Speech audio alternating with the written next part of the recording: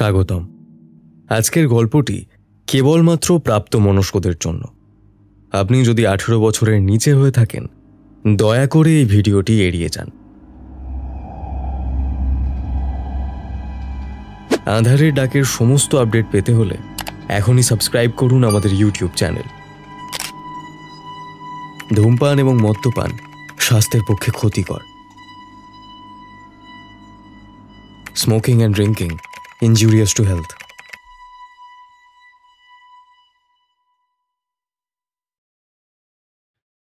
আজকের গল্পের শেষে থাকছে এই গল্প থেকে একটি প্রশ্ন, যেটির প্রথম সঠিক উত্তরদাতার নাম ভিডিওর মাধ্যমে ঘোষণা করব আমরা, এবং আগের গল্পের সঠিক উত্তরদাতাদের নামও এই গল্পের শেষে ঘোষণা করা হবে।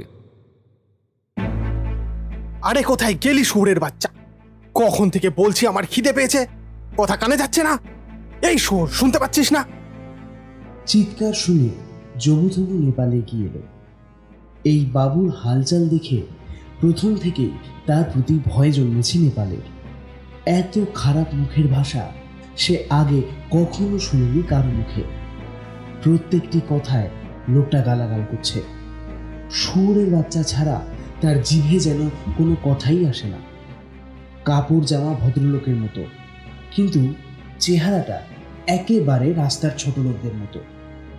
তবু দোকানে এসেছে যখন, নেপালের তো উপায় নেই একটু খাতির না করে। তাই সে প্রথমে যেমন ভদ্রতা দেখিয়েছিল, এখনো তাই দেখাচ্ছে। কিছু বলছেন বাবু? চুপ শালা, একদম নাটক করবি না। বলছি না একটু ভালো ভালো মদ আর দু একটা ভালো ভালো মেয়ে ছেলে নিয়ে আয় তাড়াতাড়ি। তোকে কি এবার লিখে দিতে হবে হারামজাদা? বাবু, ভালো মদ এখানে কোথা থেকে পাবো? যা আছে তা তো বলেইছি। সরাইখানার সামনে মস্ত গাড়ি থামলো হঠাৎ। সাঁওতাল পরগনার শালমহুয়ার জঙ্গলের মুখে একটা সরাইখানা গজিয়ে উঠেছে বছর দুয়েক হলো। নেপাল একলাই দোকানদারি করে, তেমন একটা তো কেউ আসে না। নেহাত শীত বা বসন্তকালে ছুটি ছাড়ার সময় কলকাতা থেকে বড় বড় বাবুরা ফুর্তি ফার্তা করতে এলে কদাচিৎ তার দোকানে চৌকাট মারায়, তাও একটু সময়ের জন্য। হালকা বিশ্রাম নিয়ে তারা আবার চলে যায় ভিতরের দিকে। পিকনিক স্পট খুঁজে নিয়ে খাওয়া দাওয়া করবে বলে। নেপালের অবশ্য টাকা কড়ির তেমন দরকারও নেই। জীবনে 7 ঘাটের জল খাওয়া হয়ে গিয়েছে তার আগেই। একসময় সে থাকতো কলকাতাতে, একটা নাম নেওয়া বারণ এলাকায়। নাম না করলে কি হবে, সেখানে যাতায়াত করতো অনেকেই। নেপালের হাতের কাজ ছিল বড় ভালো। মেজাজি মদের সাথে ছাট মাংসের ঝাল তরকারি খুব ভালো বানাতো সে। টিকেছিল ওখানেই। বয়সটা বাড়তেই বিপদ হলো। রান্নায় নুন হয়ে যাচ্ছে, এক কথা 5 বার বললে তবে নেপালের কানে ঢোকে। খুব অসুবিধা হচ্ছিল নেপালকে নিয়ে সবার। সহজে কিছু বুঝতে পারে না, অথচ সব কথায় নাক গলানো চাই। বুড়ো হলে যেমন হয় আর কি।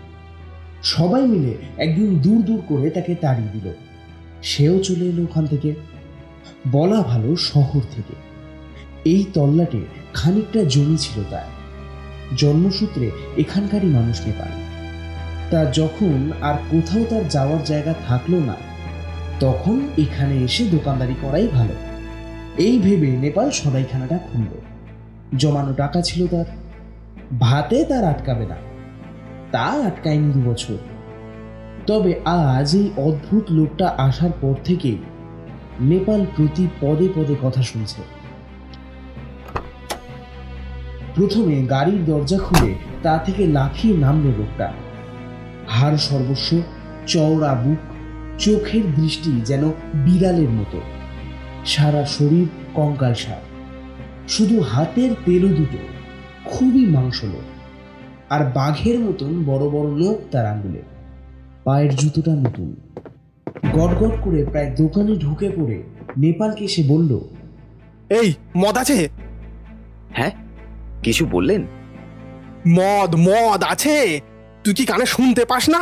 আমি বলছি মদ আছে। না না বাবু, ওসব এখানে নেই।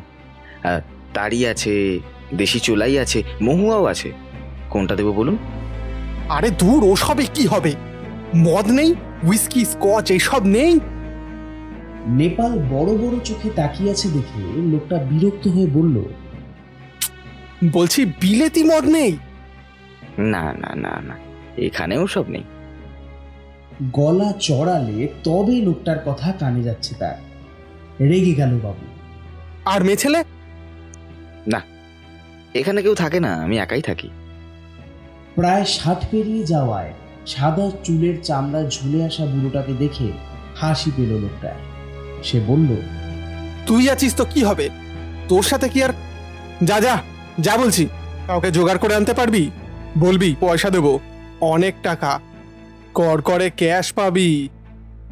আগে না না না, ধারে কাছেও কেউ থাকে না, আমি কাউকে আনতে পারবো না বাবু।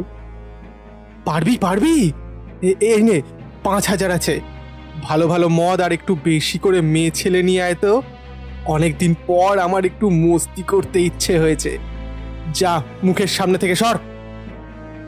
বলে নেপালকে একটা ধাক্কা দিয়ে সে নিজে দোকানের ভিতরে ঢুকে পর্দা টানা ঘরের মধ্যে চলে গেল। খাটিয়া পাতাই ছিল, একটু ধুলো পড়েছে, তবুও লোকটা তাতেই বসলো। নেপাল একটু সামলে নিয়ে পায়ে পায়ে ঘরে এলো। এখন শীতকালও নয়, বসন্তকালও নয়, কাক ভেজা বর্ষার সময় এখন। আজ অবশ্য বৃষ্টি হয়নি এখানে, তবে এখানে কে আছে এমন জায়গা, তার উপর এই দিন দুপুরে মদ আর মেয়ে ছেলের খোঁজ করছে? এ কেমন মানুষ? না না, সেই বেনামি পাড়াটার বাইরে এমন কাউকে নেপাল কখনো দেখেনি। কিরে, জোগাড় হয়েছে? আরো টাকা চাই নাকি? ওরা কি আরো বেশি রেট বলছে? যত বলছে বলুক, আমি তৈরি হয়ে এসেছি, তুই ওদের নিয়ে আয়, আমি খুশি করে দেবো। আসলে না মানে এখানে ওসব হবে না। আচ্ছা, একটু মহুয়া দিয়ে আগে, তারপর আপনি নয় এখান থেকে অন্য কোথাও গিয়ে খোঁজ করবেন খন, কেমন? কি, আমি এখান থেকে চলে যাব? আরে হারামজাদা, তুই আমাকে এখান থেকে যেতে বলার কে রে? তুই জানিস আমি কে, আমার নাম কি, আমি কোথা থেকে এসেছি? হ্যাঁ কে না, ও সব জেনে আমি কি করব বলুন? তাহলে এত বড় বড় কথা বলছিস কেন? যা যা যা বললাম তাই কর, না হলে আজকে আর তোর প্রাণ রেখে আমি বেরোবো না, বুঝলি? দেখবি, দেখ দেখ। এ কি আপনি ছুরি বার করছেন কেন? ছুরি কেন? কেন তা তোর না জানলেও চলবে, যেটা বললাম সেটা কর, না হলে এটায় ধার কতটা আছে তুই জানতেই পারবি। বলে লোকটা ছুরির ফলাটা দেখিয়ে দিল নেপালকে। নেপাল বেরিয়ে গেল ঘরের বাইরে। হাসি ফুটলো বাবুর মুখে। এইবার হবে সালা, অনেকক্ষণ ধরে রং করেছে। বলে সে শটাং শুয়ে পড়ল খাটিয়ার উপর। খাটিয়াটা খুব একটা চওড়া নয়, একটু অসুবিধাই হবে। যাকে কি আর করা যাবে, আগের দিন যদি থাকতো তাহলে কি আর এই ঘাটের মরা সরাইখানাটা এসে উঠতে হতো? সোজা মেয়ে মহলে গিয়েই আনন্দ করা যেত। বাপটা ছিল শয়তান, এমন একটা কথা বলল জীবনের 5টা বছর তার নষ্ট হয়ে গেল। ঠিক এই সময় একটা যেন গাড়ির আওয়াজ ভেসে এলো হাওয়ায় ভর করে। সজাগ হলো লোকটা। কি হলো? ওরা এত তাড়াতাড়ি জেনে গেল কি করে? যা হবে হোক, আমি পরোয়া করি না, কিন্তু তার আগে একবার ভালো করে জীবনটা রঙিন করে নি, পুরো দিনের মতো। তারপর সালা ফাঁসি কাটে চড়তে হলেও আমি কি আর করবো না। ভাবতে ভাবতেই গাড়ির আওয়াজটা যেন মিলিয়ে গেল। চোখের পাতা ভারী হয়ে এলো, ক্লান্ত শরীরটা ঘুমিয়ে পড়ল এবার। ওদিকে নেপাল ভয় তটস্থ। সে জানে লাখখানেক টাকা বার করলেও এর মধ্যে মেয়ে ছেলে পাওয়া যাবে না। মদ পাওয়া যেতে পারে, কিন্তু দোকানে ওই লোকটাকে রেখে সে একা বেরোতে সাহস পাচ্ছে না। দোকানে হাতি ঘোড়া কিছুই নেই, তাও লোকটা যেমন বলা যায় না মদ পেতে দেরি হচ্ছে দেখে হয়তো দোকানে আগুন ধরিয়ে দিয়ে গাড়ি নিয়ে চলে যাবে। নেপালের তখন কি হবে? বারবার কি শূন্য থেকে শুরু করা যায়? এই ভয়ই গড়িমসি করছে নেপাল। সে দেখল যে বৃষ্টিটা আরম্ভ হয়েছিল সেটা থেমে এলো। মেঘ সরে গিয়ে পরন্ত বেলার আলো ভেসে উঠল আকাশে। বিকেল হয়ে আসছে, আর তারপরেই সন্ধে। কি মুশকিল, বাবুর তো এখনো ঘুম ভাঙেনি। অন্ধকারে নেপাল তাকে নিয়ে কি করে সামলাবে, এই ভেবে নেপালের বুক দূর দূর করে। সে এর মধ্যে দুবার গিয়ে দেখে এসেছে বাবু ঘুমাচ্ছে, তবে সোজাসুজি নয়। এক কোণে মাথা, খাটিয়ার আরেক কোণে পা, টেরা হয়ে শুয়ে আছে সে। পায়ের জুতোটা পর্যন্ত খোলেনি, কিন্তু গায়ের জামাটা খুলে ফেলেছে। ভারী অদ্ভুত। তার হাতের নখগুলো প্রথমেই নজর কেড়েছিল নেপালের, কারণ বেটা ছেলের এত বড় বড় নখ সে আগে কখনো দেখেনি। এই নির্জন জায়গায় লোকটা যদি তার নখ নিয়ে চড়াও হয়, নেপাল কিছুই করতে পারবে না। তাছাড়া ছুরিটা তো আছেই। নেপালের কাছেও একটা বেশ ধারালো করাত আছে, কিন্তু বয়সটা তাকে বড্ড দুর্বল করে দিয়েছে। যুদ্ধ হলে সেই কচুকাটা হবে, এই সবই ভাবছে নেপাল। এমন সময় আবার হুঙ্কার শোনা গেল। আরে জানো, আর শুনছিস? মরলি নাকি শুয়োর? বাবু, বলছি এখানেও সব নেই, দেখতেই তো পাচ্ছেন আমি একা মানুষ। আচ্ছা, আমার ছাড়া কি অন্য কারোর গলা আপনি এতক্ষণ শুনেছেন বলুন? এই বন জঙ্গলের ভিতরে মদ আমি কোথা থেকে আনবো? মেয়ে ছেলেও এখানে পাবেন না, আমি কোথা থেকে আনবো বলুন? কে বলেছে নেই? খুব আছে। তুমি জানো না, আজে বাজে কথা বলছো। কটা মেয়ে চাই? হ্যাঁ, 10-12 জন ভরা যৌবন নিয়ে বসে আছে। কে? কি হলো বাবু? কোথায় কে? তুই চুপ কর। লাল সিং তুমি? জি বাবুজি, আমি। ও, এতক্ষণ তুমি কোথায় ছিলে? তুমি জানো কতক্ষণ ধরে এই বুড়বকটাকে নিয়ে আমি জ্বালাতন ভোগ করছি? ভোগ করতেই তো এসেছেন বাবুজি। ভোগ আর সম্ভোগ এই নিয়েই তো সব। আমার আসতে একটু দেরি হলো, সেই জন্য মাফি চাইছি। আসলে ওদেরও তো একটু সময় লাগবে। এতদিন পর আপনার কাছে আসবে, তাই একটু সাজগোজ করছিল। কথাটা শুনে লোকটার জিভে জল এলো। জড়ানো গলায় সে বলল, আর সাজগোজ করতে হবে না, তুমি যাও, নিয়ে এসো ওদের। ওরা কি করে আসবে? ওদের কি বাইরে যাওয়ার উপায় আছে? না, নেই। মনে পড়েছে, ওরা যাতে বাইরে যেতে না পারে সেই জন্য ওখানে নিয়ে আসার পর ওদের জীবন থেকে পোশাক নামক বস্তুটা মুছে দেওয়া হয়েছিল, তাই ওরা বাইরে আসতে পারবে না। চলো, আমি যাই। লোকটা উঠে দাঁড়ালো খাটিয়া ছেড়ে। যাবেন বই কি? আপনি যাবেন বলেই তো ওরা সেজে গুজে বসে আছে, আর আমি এসেছি আপনাকে নিয়ে যেতে। চলুন চলুন বাবুজি, আর দেরি করবেন না। হ্যাঁ, চলো। এ কি বাবু, আপনি কোথায় চললেন? লাল সিং এর সাথে কথা বলতে বলতে লোকটা ঘরের বাইরে যেতে গিয়ে একটা ধাক্কা দিয়েছে নেপালকে। কনুয়ের গুঁতো খেয়ে নেপাল কুঁকিয়ে উঠেই প্রশ্ন করল তাকে, আর সেটা শুনে লোকটা পিছন ফিরে দাঁত খিচিয়ে বলল, যেখানেই যাই, তোর কি শোরের বাচ্চা? বলে বেরিয়ে গেল দোকানের বাইরে। নেপাল খানিকক্ষণ খুব চিন্তা ভাবনা করল। গাড়ি ছাড়ার আওয়াজ পেয়ে বাইরে এসে সে দেখল বড় গাড়িটা চলে যাচ্ছে। যাক বাবা, বুক থেকে যেন পাথর নেমে গেল। হাত ছেড়ে বাঁচল নেপাল। পাগল নিশ্চয়ই, নাহলে এরকম আবল তাবল কথা কেউ বলে? আবার দেখো, বলতে বলতে নিজেই একা একা চলে গেল কোথায়। পাগল কোথাকার। আমি যখন বলছিলাম তখন যাওয়ার নাম নেই, আর এখন নিজে থেকেই চললো। পাগল পাবলিক সব আমার কপালেই জোটে। ছিটিয়াল কোথাকার, মাথা খারাপ। বিড়বিড় করতে করতে নেপাল দোকানের দরজা বন্ধ করে দিল। সন্ধে হয়ে গেছে, আর দোকান খুলে রাখার দরকার নেই। চড়া আতরের গন্ধ, বিলিতি মদের ফোয়ারা, আর ফুলের মতন নরম শরীরের সুখ। মেয়ে মহলের বাতাস রাজনন্দনের চেনা। গাড়ি থেকে নেমে লাল সিং বলল, চলে যান বাবুজি, সব তৈরি আছে। তুমি যাবে না? নেই বাবুজি, আপনি আপনার রক্ষিতাদের নিয়ে ফুর্তি করবেন, আমি সেখানে কি করব? আপনি যান। তুমি তাহলে আমার গাড়িটা পাহারা দাও। বলে খোশ মেজাজে রাজনন্দন দরজা ঠেলে ভিতরে ঢুকলো। আলো জ্বলছে, আবার অন্ধকারও আছে, ঠিক আগে যেমন থাকতো। একতলা বাড়িটার ছোট ছোট ঘর, আর এক একটা ঘরে এক একজন যুবতী। কিন্তু আলাদা করে কারো ঘরে গেল না রাজনন্দন। সে গেল হল ঘরে, যেখানে গালিচা বিছানো আছে। গোলাপ জল ছিটাচ্ছে এক অর্ধনগ্ন দাসী। সেখানে গিয়ে বসলো রাজনন্দন। ঘুরে ঘুরে জল ছিটাতে থাকা দাসীকে দেখে সে বলল, মেহেলি, অনেক হয়েছে, আর গোলাপ জল নষ্ট করতে হবে না। এবার যাও, গিয়ে সুন্দরীদের ডেকে আনো, আর আমার খাওয়ার ব্যবস্থা করো। क्या तेरे को भूख लगी है बाबू?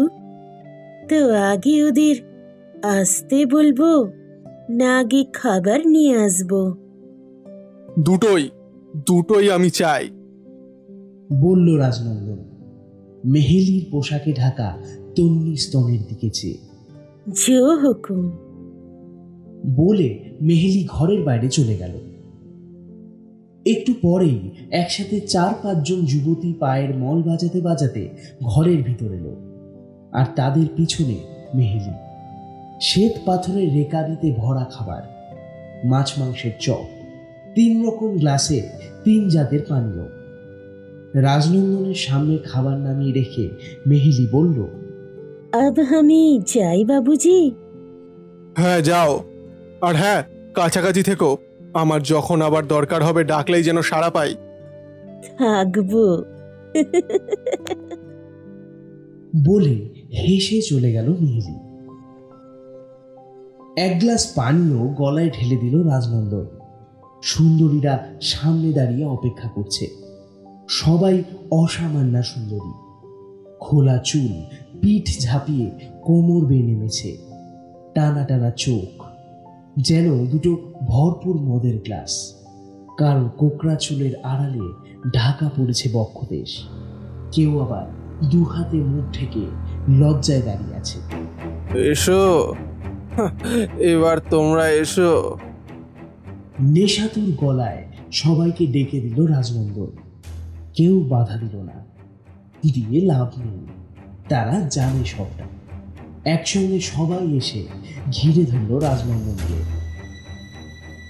চারপাশে 4 ধরনের উষ্ণতা, রক্ত মাংসের কামসজ্জা, মদ আর মাংসের চেয়েও উপাদেয় ভোগ। প্রাণ ভরে রস শুষে নিচ্ছে রাজনন্দন। 5 বছরের নিরামিষাশী শরীর। যুবতীরা যন্ত্রের মতন আদেশ পালন করছে। এইভাবেই কেটে গেল অনেকটা সময়। হঠাৎ, এই এই এই, যা যা, ছাড় সালি, রত্তি অরাত, বেরো। মেহেলি। জি বাবুজি। মেহেলি 2 হাতে বোঝা বোঝা কাচের চুরির শব্দ করতে করতে ঘরে এলো। এসে দেখল যুবতীরা পরিশ্রান্ত শরীরে এদিক ওদিকে পড়ে আছে, আর তাদের দিকে রাগি রাগি চোখে তাকিয়ে ঘেন্না উগড়াচ্ছে রাজনন্দন। মেহেলি, এরা একেবারে ফুরিয়ে গেছে, একেবারে শেষ। এদেরকে হাঁটিয়ে দাও। এবার আমার অন্য কাউকে চাই। কাকে চাই বাবুজি? বাকি যারা আছে তাদের ডাকো, একটু টাটকা আর খাঁটি কাউকে ডাকো। जो हुकुम বাবুজি। বলে মেহেলি ঘরের বাইরের দিকে বেরিয়ে গেল। তোরা এখানে কি করছিস? বেরো, যা।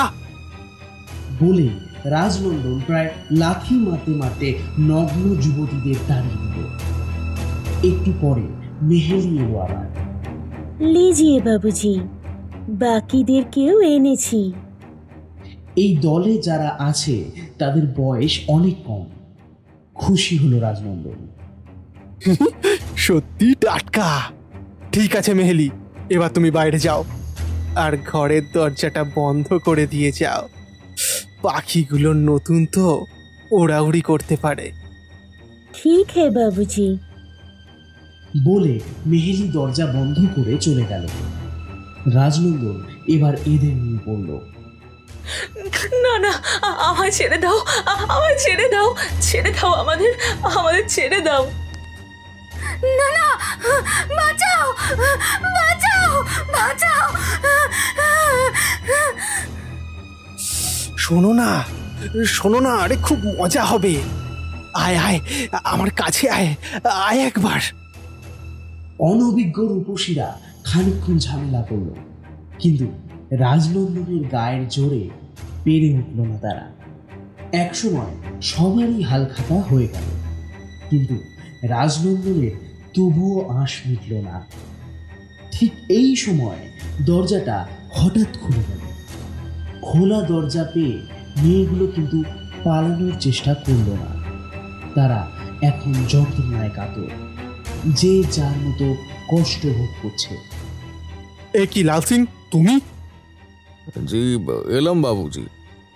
বাইরে থেকে চিল্লামিল্লি শুনতে পাচ্ছিলাম, তাই ভাবলাম বাবুর কোনো তাকলিফ হচ্ছে কিনা। তকলিফ?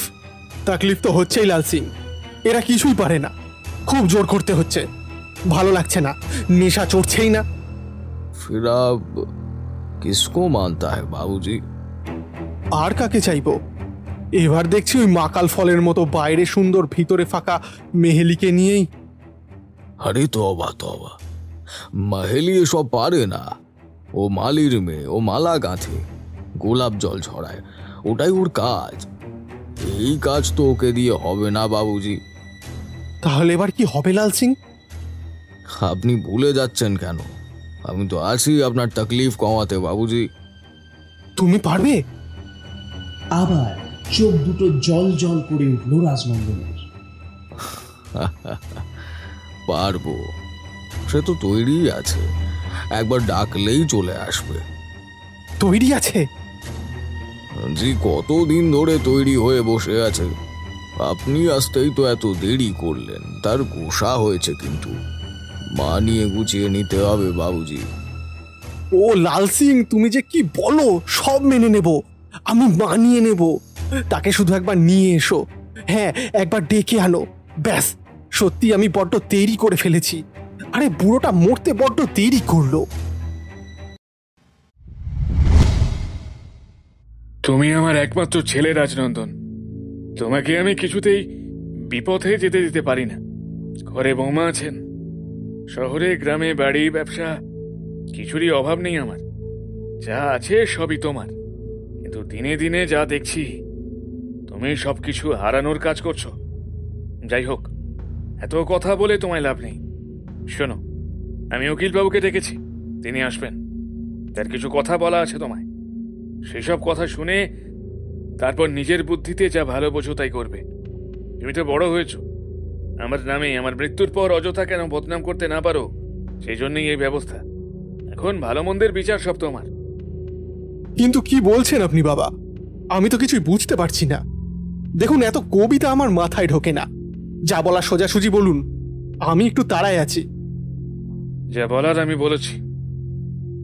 রাজনন্দন ঘাড় ঘুরিয়ে দেখল শহরের নামকরা উকিল এবং তার বাবার বিশেষ বন্ধু, সঙ্গে পারিবারিক অ্যাটর্নি মৃগাঙ্ক চক্রবর্তী বসবার ঘরের দরজার পর্দা সরিয়ে ঢুকলেন।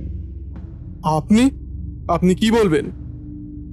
যা বলার, যা তুমি শুনতে চাও, বসো এই কেদারায়।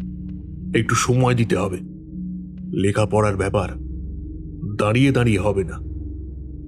রাজনন্দন অগত্যা বসল, আর ঠিক তার সামনে কেদারায় বসলেন মৃগাঙ্ক। গিরিনন্দন আগেই বসেছেন তার বিশেষ আরাম কেদারায়। হ্যাঁ, তা যা বলছিলাম, তোমার বাবা যে উইল করেছেন। উইল? কিসের উইল? কিসের আবার? তার সম্পত্তির, বিষয় সম্পত্তির উইল হয়, তা জানো না? হ্যাঁ তা জানি, কিন্তু উইল করার আবার কি দরকার? আমি তো বাবার এক ছেলে, তারপর তার সম্পত্তি তো আমারই হবে। হ্যাঁ, তাই হওয়ারই কথা, কিন্তু তোমার বাবা তা হতে দিতে চান না। তার মানে কি বলতে চাইছেন কি আপনি? রাজনন্দন, মৃগাঙ্গর সাথে এমন অভদ্র ব্যবহার করছো কেন? শোনো, আমি বলছি, আমার স্থাবর অস্থাবর সমস্ত সম্পত্তির মালিকানা তুমি পেতে পারো, কিন্তু তা পাওয়ার জন্য আমার কয়েকটা শর্ত তোমায় মেনে চলতে হবে। আমি তো তোমার বাবা। তুমি যে বিপদে চলে যাচ্ছ, ঘরে যে বৌমা আছেন, বৌমার চোখে জল পড়ছে, এইসব আমার চোখ এড়ায় না। আমি জানি আমি মরলেই তুমি আরো বেশি উচ্ছৃঙ্খল হয়ে পড়বে, আর দুদিনের মধ্যেই আমার যা কিছু আছে সব ধূলিসাৎ করে ছাড়বে, আর বৌমাকে পথে বসাবে। তা তো আর হতে দিতে পারি না। তাই আমি উইল করেছি। উইলে লেখা আছে, মৃগাঙ্ক, ওকে ওটা দাও। হ্যাঁ, এই যে ভালো কথা, ছিঁড়ে ফেলো না যেন, তাতে লাভ হবে না কিছু। আর একটি কপি আমার কাছে আছে, শুধু পড়ো। ফোঁস করে নিঃশ্বাস ছাড়তে ছাড়তে রাজনন্দন হুইলটা পড়তে লাগলো। পড়ে রেগে অগ্নিশর্মা হয়ে উঠল সে। কি এসব আপনি কি লিখেছেন? কেন, পড়তে পারলে না? হ্যাঁ পেরেছি, কিন্তু এর মানে কি? মানে আমার জীবন দশায় তুমি আর কখনো মানডিবি যাবে না, মদ ছোবে না, বৌমা ছাড়া দ্বিতীয় কোনো নারীর কথা ভাববে না, ব্যবসায় মন দেবে, ইচ্ছা হলে নাও দিতে পারো, তবে এমন কোনো জায়গায় যাবে না যেখানে যাওয়া নিষিদ্ধ। আর গেলে কি করবেন? কিছুই নয়, আমার অপর একটি ব্যবস্থা ভাবাও আছে। উইলের শেষে সেটা লেখা আছে, তুমি যদি আমার শর্ত মেনে না চলো, তাহলে আমার মৃত্যুর পর মৃগাঙ্ক নিজের দায়িত্বে আমার সমস্ত সম্পত্তি সরকারি মতে দানপত্র করে দেবে কোনো এক সমাজ কল্যাণকারী সংস্থাকে। তুমি কানা করিও পাবে না। আমি চাই না কিচ্ছু। ভালো কথা, তবে দেখো দেখো কি করবে। এই বলে গিরিনন্দন উঠে দাঁড়ালেন। চলো হে মৃগাঙ্ক, এক হাত দাবা খেলা যায়, আমার ঘরে চলো। রাজনন্দনকে পাশ কাটিয়ে বন্ধু উকিল মৃগাঙ্ককে নিয়ে বসবার ঘরের বাইরে বেরিয়ে গেলেন। বুড়োর ভীমরতি মরেও না, মর আপদ কোথাকার বলে রাজনন্দন অন্ধ বিদ্বেষ উগরাতে রাখতে লাগলেন। এদিকে সুপ্রিয়া তার ঘরে মাথার চুল বাঁধছিল আয়নার সামনে দাঁড়িয়ে। হঠাৎ, শোনো, তোমার কাছে কিছু টাকা হবে? ঝড়ের মতন ঘরে ঢুকেছে রাজনন্দন। চোখেতে মুখ তুলে তাকালো সুপ্রিয়া। এই ঘরে তো তিনি বড় একটা আসেন না, আজ হঠাৎ এই সময়? সুপ্রিয়া প্রশ্ন করল, কত টাকা চাই?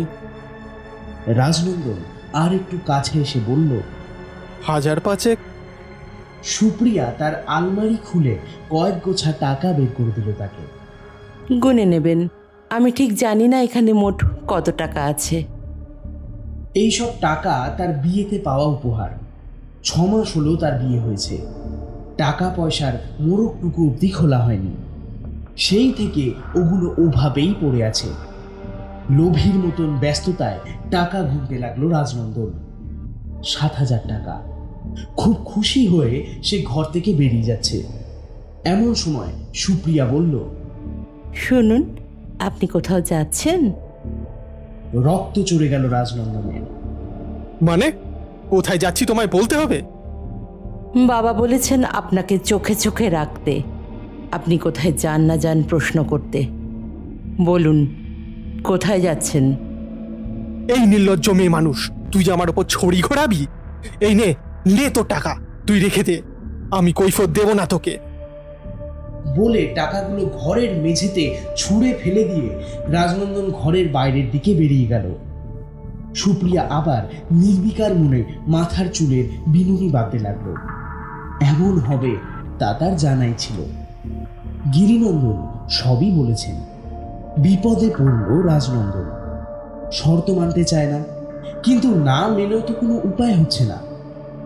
যে ফিয়াট গাড়িটা নিয়ে এসে শহর চষে ফেলে, সেই গাড়ির ড্রাইভার বিনোদ বর্মা তাকে দেখে সেলাম করলো ঠিকই, কিন্তু কিছুতেই গাড়ির দরজা খুলে দিল না। এগিয়ে আমি যেতে পারবো না বাবুজি, বড়া বাবু মানা করেছেন। বিনীতভাবেই বলে দিল সে। এদিকে গাড়ি ভাড়া করে যে যাবে, সেই ভাড়ার টাকাটুকুও তার কাছে নেই। এতদিন 2 হাতে টাকা উড়িয়েছে সে, কিন্তু বুঝতে পারেনি সব টাকাই তার বাবার, তার নয়। এখন সব দিকেই বাধা পেতে শুরু করলো সে।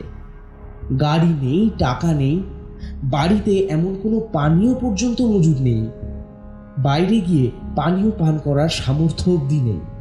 সব মিলিয়ে পাগল হয়ে গেল রাজনন্দন। শালা সবাই মিলে জোট বেঁধেছে আমার পিছনে লেগে। মরবে মরবে, মরার পাক না গজালে এইসব হারামির এমন হয়। গলা ছেড়ে গালমন্দ করে সে, কেউ কানেও নেয় না। এই করতে করতে কেটে গেল 2-3 দিন। হঠাৎ একদিন লাল সিং এলো। বাবুজি, কি হয়েছে আপনার? ওদিকে যাচ্ছেন না? বাগানের ফুলগুলো সব মধু ভরে টইটুম্বুর। এখনই না গেলে তাদের তো মধুর ভারে ঝরে যাবে। তুমি চুপ করো লাল সিং, আর কবিতা করো না। কি করে যাব? বীরভূম তো আর কলকাতা থেকে হেঁটে যেতে পারবো না। মতলব? রাজনন্দন সব কথা বলল। ফির তো বহুত মুসিবত হলো। মুসিবত বটেই। রাজনন্দনের চেয়েও লাল সিং এর মুশকিল বেশি। গিরিনন্দনের সময় থেকেই মানডিবিতে উৎপত্তি। বলা ভালো, গিরিনন্দনের আদি ব্যবসা ছিল শহরের বিভিন্ন বেশ্যা বাজারে গ্রামের কুমারী অথবা পূর্ণ যুবতীদের পাচার করা মোটা মূল্যের বিনিময়। লোকজন ছড়িয়ে গরিব পরিবার থেকে মেয়ে কিনে আনত সে অল্প দামে। তারপর চাচালো খদ্দের পেলেই বেচে দিত তাদের। এই কেনা বেচার মাঝখানটাতে মেয়েরা থাকতো ওই মহলে। শুধু তাই নয়, সে নিজেও কিনেছিল একবার। তার নাম ছিল রাশিয়া। মেয়েটা বৈষ্ণব বাড়ির মেয়ে, ভালো কীর্তন গাওয়ার গলাও ছিল, আর তাতেই মজে ছিল গিরিনন্দন। কিন্তু গিরিনন্দনের নেশা বেশি দিন থাকলো না। রাশিয়া অকালে তার সব রস শুকিয়ে মরে গেল। তারপর গিরিনন্দন দীক্ষা নিয়ে পাকাপাকিভাবে শহরের বাড়ির কর্তা হয়ে বসল। মল্লিক মশাই দিনে দিনে সংসারী হলেন, বিয়ে করলেন, ছেলে হলো। ব্যবসা যদিও জারি থাকলো, তবে তিনি খুব একটা নিজে যেতেন না। কথায় আছে, রক্ত কথা বলে। বাপের যৌবনের নেশা ছেলের রক্তে দেখা দিল। রাজনন্দন যাওয়া আসা শুরু করলো মান্ডিবিতে। এই করে শুরু হলো আমদানি। বয়স বাড়তে গিরিনন্দন মেয়ে বেচার ব্যবসা ছেড়ে দিল। হঠাৎই তিনি সব মেয়ের মধ্যে মাকে দর্শন করতে লাগলেন। রাজনন্দনের মনে হয়েছিল এ ঢং ছাড়া আর কিছুই নয়। রাজনন্দন রসে বসেই ছিলেন। জোর করে বিয়ে দেওয়া হলো তার। বউকে সে ছুঁয়েও দেখেনি। আর এরই মধ্যে এই বিপদ। লাল সিং ছিল রাজনন্দনের ম্যানেজার। সে পাঞ্জাবের লোক। তালে গোলে সে এই দেশে এসে পড়েছে। আর এসেছে মেহেলি। মেহেলি পাঞ্জাবের এক মালির মেয়ে, মাকাল ফলের মতন সুন্দর, কিন্তু ভিতরের পদার্থ তেমন জুৎসই নয় বলে তাকে দিয়ে মেয়ে মহলের দেখভালের কাজ করানো হয়। রঙ্গরসিকতায় তার জুড়ি নেই। এখন দীর্ঘদিন মেয়ে মহলে বাবু না আসায় লাল সিং এর পেটে টান পড়েছে। গিরিনন্দন যবে থেকে ও মুখ হওয়া বন্ধ করেছে, তবে থেকেই ওদিকটা চলে রাজনন্দনের পয়সায়। নতুন নতুন পাখি ধরে এনে বাড়িতে পোষা, 4 বেলা খেতে পড়তে দেওয়া, সবই হচ্ছে রাজনন্দনের টাকায়। আর লাল সিং এর থলি ভরছে সেই টাকা 9-6 করে। এখন বাবু যদি সন্ন্যাসী হয়ে যান, তাহলে তার আর মেহেলির কি হবে? কেউ জানে না মেহেলি লাল সিং এর কে, কিন্তু দুজনের যে খুব ভাব তা সবাই জানে। তাই লাল সিং ঘর বয়ে এসেছে নতুন করে ভাত পাততে। বাবুজি, আপনি যদি যেতে না পারেন তবে তো বহুত মুশকিল হলো। কয়েকটা নতুন মেয়ে এসেছে, একদম টাটকা, উমর কম। ওদের তো বসিয়ে রাখা যাবে না। এবার কি হবে? কি বলছো লাল সিং? একদম টাটকা, উমর কম? আমি যাব, হ্যাঁ হ্যাঁ আমি যাব। আচ্ছা, তোমার কাছে টাকা আছে তো? তুমি গাড়ি ভাড়া করে আমায় নিয়ে যেতে পারবে? নিয়ে চলো, আমি আর এখানে ফিরবো না, আমায় নিয়ে চলো। ঠিক হ্যাঁ, চলিয়ে। একবার ছেলেকে নিয়ে গিয়ে ফেললে বাপ আপসে টাকা বার করবে। লাল সিং এর সঙ্গে রাজনন্দন মান্ডিবিতে গেল। সত্যি নতুন নতুন কয়েকটা মুখ দেখা যাচ্ছে বটে, কিন্তু তাদের অনেক কিছু শিখতে বাকি। রাজনন্দন বড় বিরক্ত হল। অবশেষে সে বলল, লাল সিং এমন কি কেউ নেই যে আমার সব জ্বালা ঠান্ডা করে দিতে পারবে? একটা ভালো মেয়ে জোগাড় করে আনো না লাল সিং। ভালো মেয়ে তো সব আছে, আপনি আবার। রাজনন্দন ঠিক বোঝাতে পারল না। এমন সময় মেহেলির গলা। বাড়ির ভিতরে একটা ঘর থেকে আওয়াজ আসছে, আরে আরে খেয়ে লাও, না খেয়ে থাকলে তুমি कैसे बचोगे, कैसे जिंदा रहोगे? না, বাঁচতে চাই না, আমি মরতেই চাই। অত সহজে मरा जाए ना, देख रहे हो ना यहाँ कितने लोग हैं, ये सभी तो जिंदा नहीं है, किंतु मरेও নেই। मरा কি অত সহজ? लो लो दूध पी लो। আমি বলছি তো না, যাও এখান থেকে। অচেনা মিষ্টি গলাটা কানে যেতেই রাজনন্দন অস্থির হলো। লাল সিং, ও কার গলা? নেই, ও কারোর গলা নেই। ওই তো শুনলাম। বলো ওটা কার গলা? ঠিক আছে, বলতে হবে না, যাও যাও মুখের সামনে থেকে, আমি দেখে নিচ্ছি। আমার বাড়িতে একটা নতুন মেয়ে আছে, অথচ আমি তার নাম জানি না। এ কি হয়? রুকিয়ে বাবুজি যাবেন না। রাজনন্দন বাধা না শুনে ঘরে এসে দরজা ঠেকল। মেহেলির গলা কানে আসছিল তার। দরজা খুলে দেখা গেল মেহেলি এখানেই আছে, আর তার সামনে সাদা কাপড়ে সর্বাঙ্গ ঢাকা একটা মেয়ে বসে আছে। মেয়েটার খোলা চুল তার পিঠে বুকে ছড়িয়ে। মেহেলি এক গ্লাস দুধ নিয়ে তাকে পেরাপেরি করছে। না খেলে অসুখ করবে, তুমি মরবে না কিন্তু ভুগবে, আর আমরাও ভুগবো সেই সাথে। क्या जिद्दी लड़की है, इतनी जिद्दी लड़की मैं कभी नहीं देखा।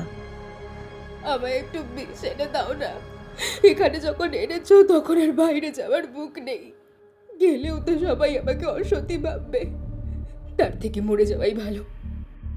छी छी, ये क्या बोल रहे हो? এই বয়সে কি কেউ মরে যায়? कौन?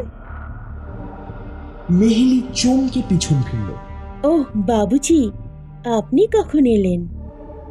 দুধের গ্লাসটা আমায় দাও মেহেলি, আমি ওকে খাইয়ে দিচ্ছি। মেহেলি সরে গেল। গ্লাস নিয়ে মেয়েটার সামনে বসলো রাজনন্দন। যে কাপড়টা সে পরে আছে সেটা সাদা, তার উপর অসম্ভব পাতলা। অন্তর্বাস না থাকায় মেয়েটি পরিপূর্ণ যৌবন দৃষ্টিগোচর হচ্ছে। দু চোখ ভরে তাই দেখছে রাজনন্দন। মেয়েটা নিজের চুলের গোছা দিয়ে আড়াল করতে চাইল তার রূপ। রাজনন্দন এক হাত বাড়িয়ে মেয়েটার হাত ধরল। ছাড়ো ছাড়ো আমাকে। বাহ, খুব নরম হাত তো তোমার, তা বায়না করছো কেন? এরা কি তোমায় বকেছে? কে তুমি? আমি তোমার চাকর। এসো আমার কাছে এসো। তোমার চোখে জল কেন? এসো আমি মুছিয়ে দিই। বলে সে মেয়েটাকে কাছে টানতে চাইল। ঠিক এই সময় লাল সিং বলল, বাবুজি আপনি ওকে স্পর্শ করবেন না, দেখুন ও কিন্তু সাধারণ কেউ নয়। অসাধারণ বলেই তো এত সুন্দর। তোমরা এখন বাইরে যাও, আমি বুঝে নিচ্ছি। বাবুজি কথাটা শুনুন। রাজনন্দন শুনল না, ইশারায় বাইরে চলে যেতে বলল। লাল সিং আর মেহেলি বাইরে চলে গেল। এবার রাজনন্দন মেয়েটির সঙ্গে চরম জৈবিক লীলায় মেতে উঠল। মেয়েটির বুকের আঁচল নামিয়ে দিতেই দেখা গেল তার বুকে পাশাপাশি দুটো নীল শিরা গলার দিকে উঠে গেছে। ধবধবে ফর্সা চামড়ায় চিহ্ন ফেলে, আর সেই দুটো চিহ্নের মাঝে চন্দনের একটা দাগ। যেমন তিলক মানুষ কপালে পড়লে হয় ঠিক তেমন। মেয়েটি কিন্তু এখন আর বাধা দিচ্ছে না, বরং সে সহযোগিতাই করছে। রাজনন্দন ডুবে যাচ্ছে আরো অতলে। এইভাবে থাকতে থাকতে গোটা একটা রাত কেটে গেল। পরদিন সকালে যখন রাজনন্দনের ঘুম ভাঙল, তখন তার গা পুড়ে যাচ্ছে জ্বরে, মাথা ছিঁড়ে যাচ্ছে যন্ত্রণায়, গায়ে হাত দেওয়া যাচ্ছে না তার। ছি ছি, কুলাঙ্গার ছেলে, এত এত করে বারণ করলাম, তবুও তুই কথা শুনলি না। তোকে আমি ত্যায্য পুত্রই করতাম, শুধু বংশের তাগিদে তা করছি না। এবার থেকে কোমরে শেকল পরিয়ে রাখবো, যেমন বড় লোকেরা বাড়িতে বাঁদর পুষে রাখে, ঠিক তেমন। কি হলো রাজনন্দন ধরতেই পারল না প্রথমে। ভালো করে চোখ মেলে দেখল এ তো তাদের বাড়ি। বাবা তাদের শোবার ঘরে দাঁড়িয়ে বিছানায় শুয়ে থাকা রাজনন্দনকে এত কথা বলছে। সুপ্রিয়া বসে আছে মাথার কাছে জলপট্টির কাপড় নিয়ে। রাজনন্দন কিছুই জানে না। কেমন করে সে মান্ডিবি থেকে কলকাতা এলো কাউকে জিজ্ঞাসা করেও লাভ নেই, কেউ কিচ্ছু বলবে না। এরপর বাড়ির বাইরে যাওয়া বন্ধ হলো রাজনন্দনের। দারোয়ান তাকে বেরোতে দেয় না। বেরোতে গেলেই বন্দুক উঁচিয়ে এগিয়ে আসে। প্রাণের দায়ে রাজনন্দন ভোগের আশা ত্যাগ করল। পরপর তার 3টি ছেলে মেয়েও হলো। সুপ্রিয়া সুন্দরী, কিন্তু 3 ছেলে মেয়ের মা হবার পর তার আর কিছু থাকলো না। রাজনন্দন আলাদা ঘরে শোয়া শুরু করল। ছেলে মেয়ে বড় হচ্ছে, তাদের মা খুব ব্যস্ত। রাজনন্দন মদ না পেয়ে চা খাওয়া ধরেছে, তবুও সন্ধে হলে রোজ মনটা হু হু করে। এমনই অভ্যস্ত হয়ে গিয়েছিল তার জীব যে মদ না পেয়ে ঘরোয়া পঞ্চব্যঞ্জন তার মুখে অরুচি হলো। ফলে শরীরটা ভেঙে এলো দিন দিনে, কিন্তু শরীরের স্বাদ সজাগই রইল। এরই মধ্যে গিরিনন্দন বিছানায় পড়লেন। ডাক্তার বুদ্ধির যাতায়াত শুরু হলো বাড়িতে। তবুও 5 বছর আগের জীবনে ফিরে যেতে সময় লাগলো অনেক। অবশেষে গিরিনন্দন চোখ বুঝলেন। ব্যাস, অসুচ কাজ মাথায় রেখে রাজনন্দন সাজগোজ করে গাড়ি হাঁকিয়ে বেরোনোর পথ ধরল। ঠিক এই সময় সুপ্রিয়া এসে দাঁড়ালো তার সামনে। কি হলো? কি চাই এখন? বিনোদ ড্রাইভার বলল তুমি নাকি গাড়ি নিয়ে কোথাও যাচ্ছ। হ্যাঁ যাচ্ছি, মান্ডবী যাচ্ছি। কি করতে যাচ্ছি তা শুনবে? না, তোমার কোথাও যাওয়া হবে না। ছেলেমেয়েরা বড় হচ্ছে, বাবা নেই, তোমার বেলেল্লাপনা করার সময় নয় এটা। এই তোমার সাহস হয় কি করে আমায় জ্ঞান দেওয়ার? সরো, না হলে কিন্তু খুন হয়ে যাবে। সুপ্রিয়া হঠাৎ নিজের ঘর থেকে একটা চকচকে ছুরি নিয়ে এসে তাকে বলল, আমাকে খুন করে তারপর যাও। 5 জন যেন এইটা অন্তত জানে যে আমি বেঁচে থাকতে খারাপ জায়গায় যেতে দিইনি তোমাকে। খুব শখ হয়েছে না হারামজাদি? তবে মর।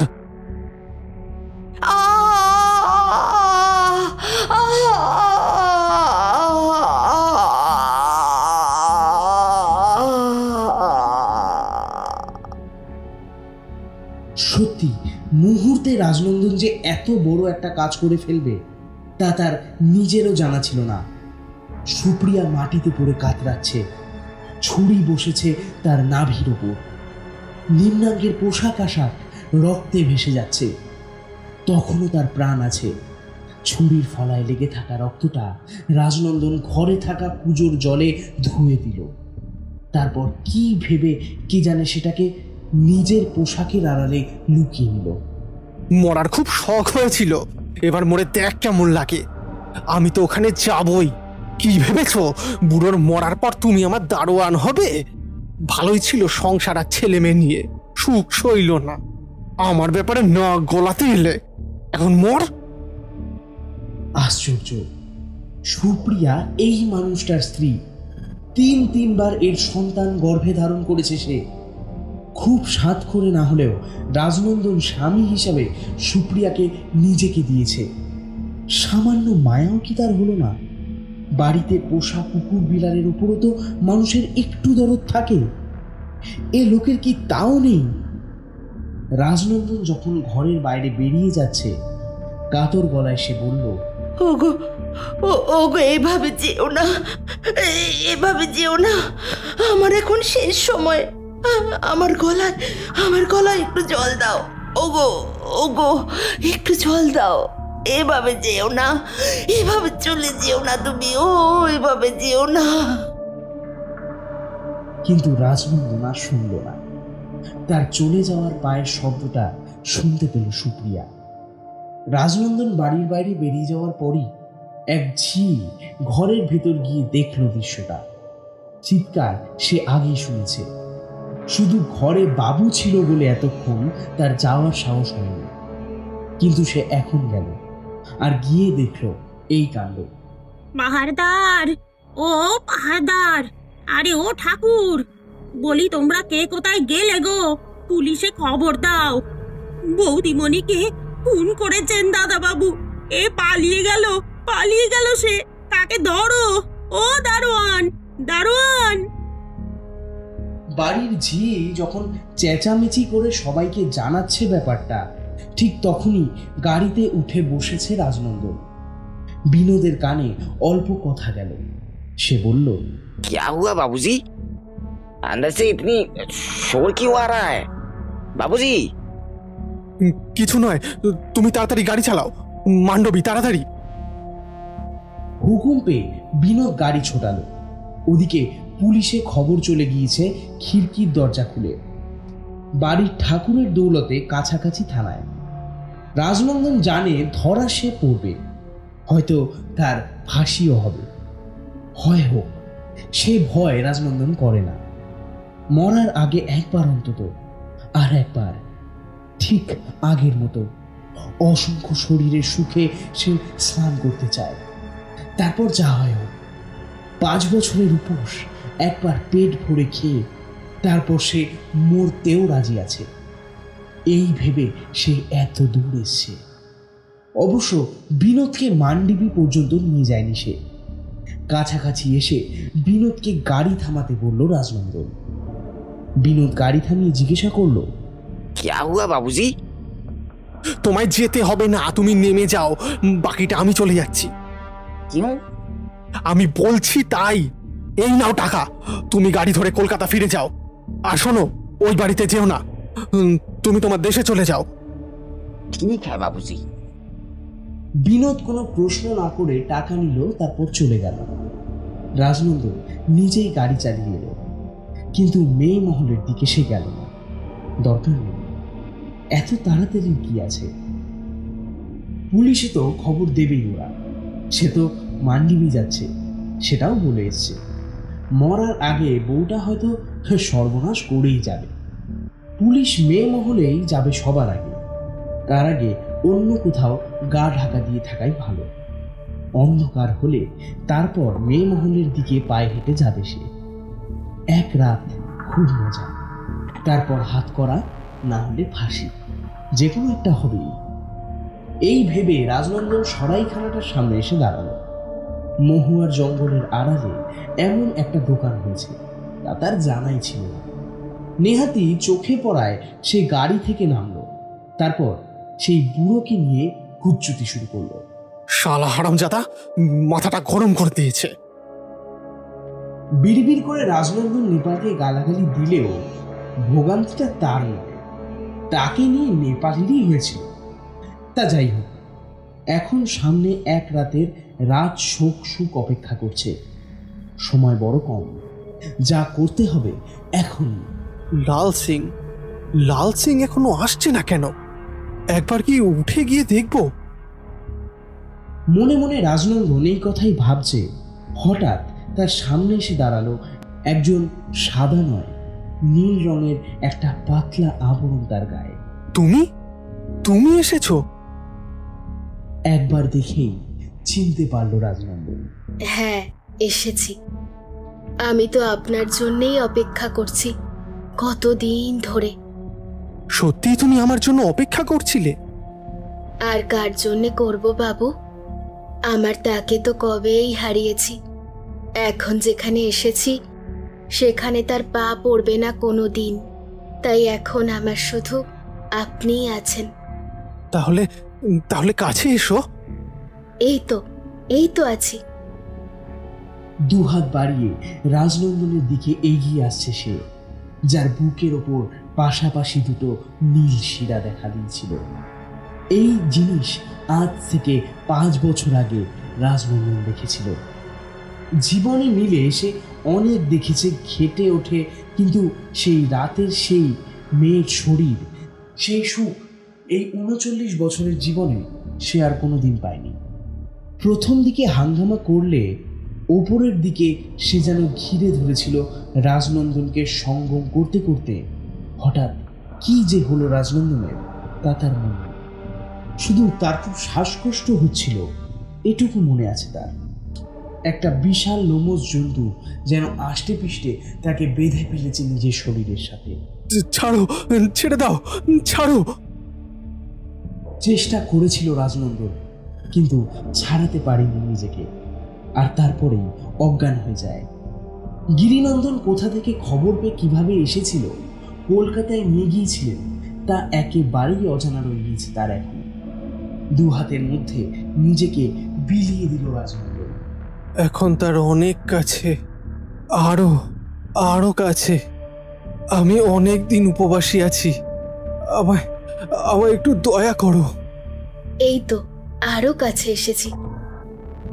মেয়েটার গলা গাঢ় হয়ে গেছে, তার ঠান্ডা নিঃশ্বাস পড়ছে। রাজনন্দনের খালি বুকের উপরে আলতো করে হাত বাড়িয়ে আলতো করে সেবার নীল আড়ালটা সরিয়ে দিল সেই অসম্ভব সৌন্দর্যের উপর থেকে। আশ্চর্য, এই মুহূর্ত থেকেই দারুণ শীত করা শুরু হলো। রাজনন্দনের ক্রমশই বাড়ছে শীতের মাত্রা। এত শীত করছে কেন? মনে হচ্ছে যেন বরফের পাহাড়ের কাছে দাঁড়িয়ে আছে সে। দাঁত লেগে যাচ্ছে রাজনন্দনের, প্রচন্ড কাঁপন শুরু হয়েছে তার। কি হলো বাবু, সরে যাচ্ছ কেন? এসো আমার কাছে, এসো। মেয়েটা গভীরভাবে গ্রাস করতে চাইছে রাজনন্দনকে। তার নগ্ন শরীর কণ্ঠস্বর চাহনিতে একটা পৃথিবী ডুবিয়ে দেওয়ার মতন অচলতা। না না, তুমি একটু সরে যাও, আমায় ভীষণ শীত করছে, আমি পারছি না। কত শীত করছে বাবু, অনেক শীত করছে। আমার কাছে এসো, সব শীত তাড়িয়ে দেব। না না, তোমার কাছে এলেই আমার বেশি শীত করছে। তাহলে আমি কি চলে যাব? অভিমানের মতো কথাটা বলল মেয়েটা। পুরনো যৌবন সবটুকু নিয়ে চোখের সামনে ভেসে উঠেছে। ঠিক 5 বছর আগের রূপ। আচ্ছা, 5 বছর আগে আর পরে একটা মানুষের শরীর একই রকম থাকতে পারে? কোনো বদল হয় না? এও কি সম্ভব? মেয়েটা আর এগোচ্ছে না। শীতের কষ্টটাও যেন সওয়া হয়ে গেছে রাজনন্দনের। তাই ভীষণ রাগ হওয়া শুরু হলো তার নিজের উপর। একটা এত রহস্যময় মেয়ে চোখের সামনে হাতের নাগালে শরীর পেতে ডাকছে তাকে, আর সে সাধুপনা দেখাচ্ছে। এসো, আমার কাছে এসো। আচ্ছা, তোমার নাম কি? আগের বারও জানা হয়নি। আমার নাম তিলকা বাবু। তিলকা নামটা যেন প্রতিধ্বনিত হলো। তিলকা? বাহ, খুব সুন্দর নাম তো। গভীর কামবোধে মেয়েটার উপর এবার ঝাঁপিয়ে পড়ল রাজনন্দন। তার মাংসলো 2 হাতের 5টা 10টা বড় নখে মেয়েটার নরম শরীরের মলাট যেন ছিঁড়ে ফুঁড়ে লুট করতে চাইছে তার রূপ যৌবন। আনন্দ সেই আগের আনন্দ, পাপ আর মহা সুখ। হঠাৎ আনন্দে বাদ সাধল রাজনন্দন নিজে। এ কি হচ্ছে, এ কি হচ্ছে? মেয়েটা এখন ক্ষত বিক্ষত। এমন অনেক শরীর আগে রাজনন্দন দেখেছে, কিন্তু এই রকম দৃশ্য। না না না, আমায় ছেড়ে দাও, আমায় ছেড়ে দাও, ছেড়ে দাও। ছাড়বো কেন বাবু? এসো, এসো আমার কাছে, সরে এসো। আমার তোমাকে অনেক কিছু বলার আছে, অনেক কিছু দেওয়ার আছে, তুমি নেবে না? প্রচন্ড আতঙ্কে চিৎকার করে উঠল রাজনন্দন।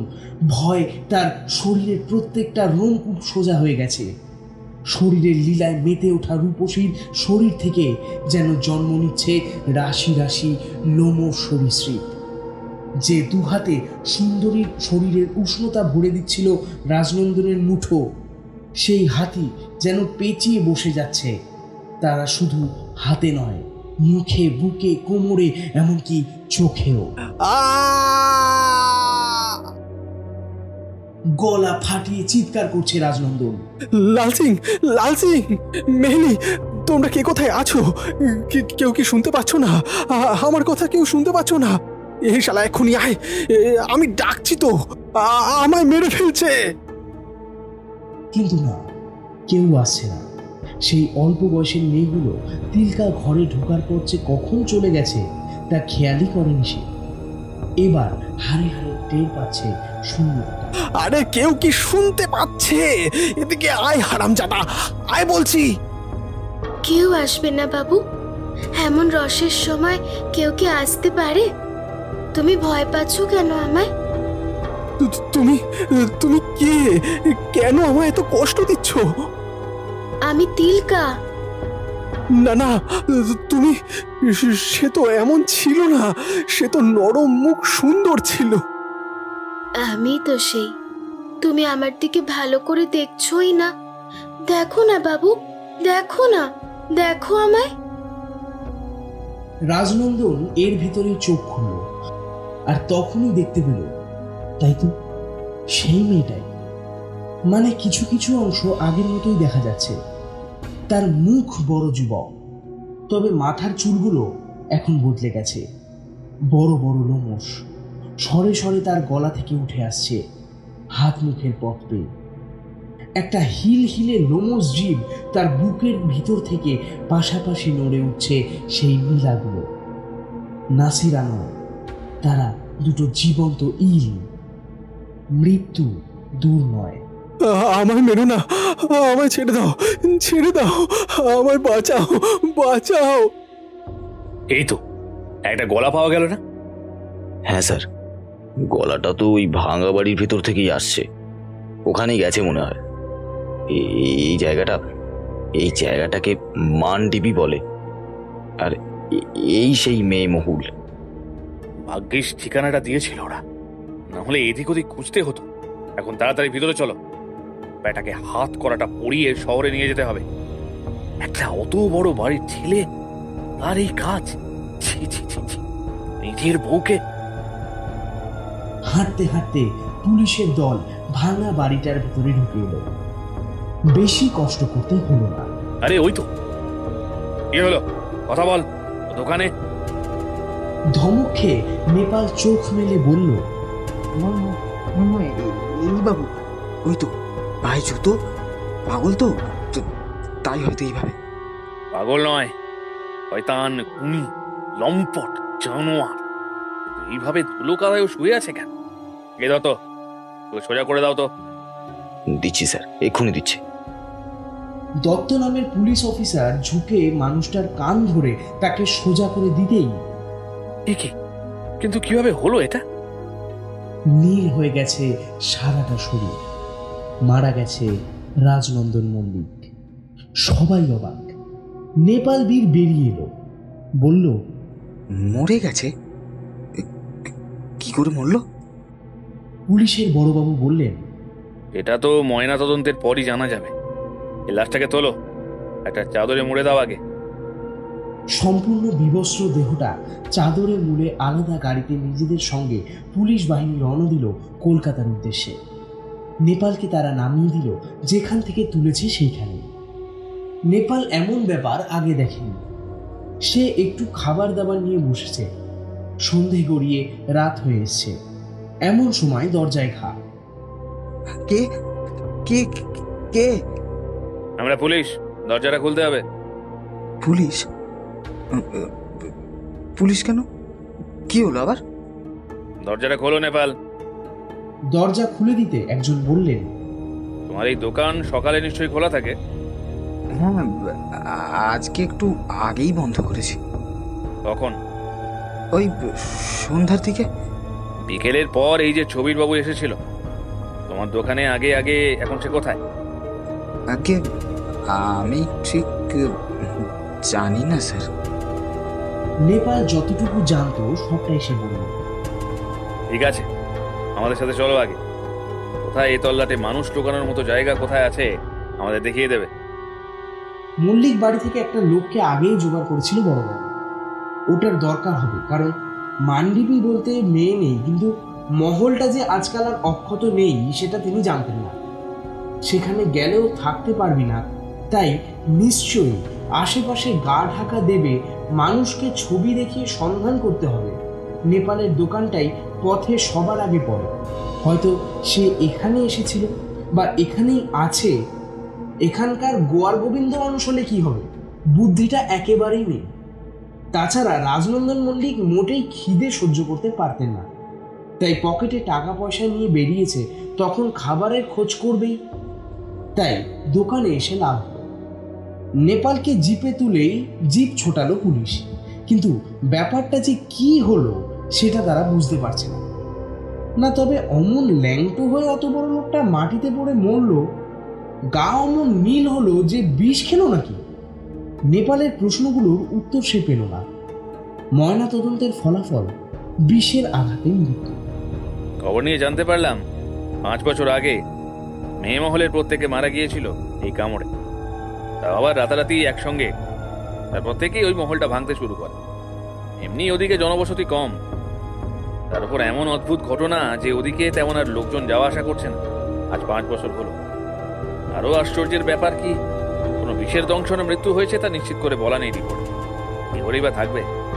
ডাক্তার তো আর অন্তর্যামী নয়, তাই তিনি জানেন না যে যেখান থেকে বিষ এসেছে সেখানে ডাক্তারি চলে না। আর বিষ যে দিয়েছে তার নাম তিলকা। আমি আর পারছি না, আমায় ছেড়ে দাও, আমায় ছেড়ে দাও। কোনোদিন আসবো না, আমি আর কোনোদিন আসবো না। লাল সিং, মেহলি, আরে কোথায় গেলে? আমরা তো সবাই আপনার কাছেই আছি বাবুজি। নিজের গলায় পেঁচিয়ে থাকা লোমশ প্রাণীটা যেন বলল কথাগুলো।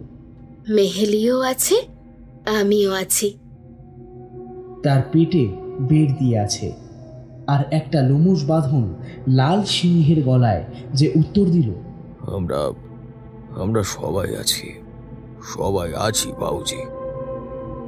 অসংখ্য মেয়ে এক কথা বলছে, আর রাজনন্দন শুনেই রাজনন্দন আরো বেশি পড়ছে, লোমশে জড়িয়ে পড়ছে। লাল সিং, কি হচ্ছে এসব? বাবুজি, আমরা কিছু জানি না, সব জানে তিলকা। ও ছিল মথুরার মন্দিরের দেবদাসী। ওর বুকে থাকতো ঠাকুর। দাসীকে পরপুরুষ ছুঁয়েছে বাবু, তাকে তো সাজা পেতেই হবে। আমি কতবার বারণ করলাম, আপনি শুনলেন না। তার মানে কি লাল সিং? লাল সিং তার মানে ভোগ।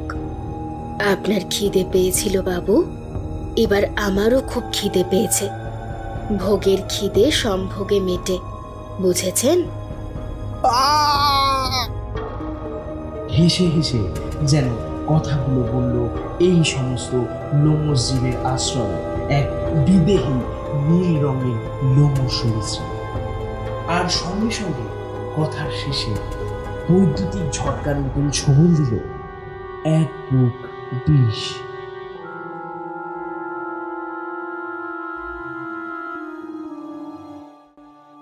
আজকে আপনাদের জন্য যে প্রশ্নটি রয়েছে সেটি হলো, নেপাল কোন রান্নাতে পটু ছিল? প্রথম সঠিক উত্তরদাতার নাম ভিডিওর মাধ্যমে ঘোষণা করব আমরা, এবং সঠিক উত্তরের নিচে আপনার নাম এবং আপনি কোথা থেকে বলছেন সেইটি অবশ্যই লিখবেন। কাল গর্ভ, এই গল্প থেকে যে প্রশ্নটি ছিল তার সঠিক উত্তরদাতাদের নাম: ইন্দোর থেকে বলেছেন সম্রাট, শালপুর থেকে বলেছেন সুনীল, দিল্লি থেকে বলেছেন বর্ণালী। এছাড়া অনেকেও বলেছেন, কিন্তু তাদের নাম অথবা ঠিকানা ঠিক মতন বলেননি। তাদেরকেও অসংখ্য ধন্যবাদ।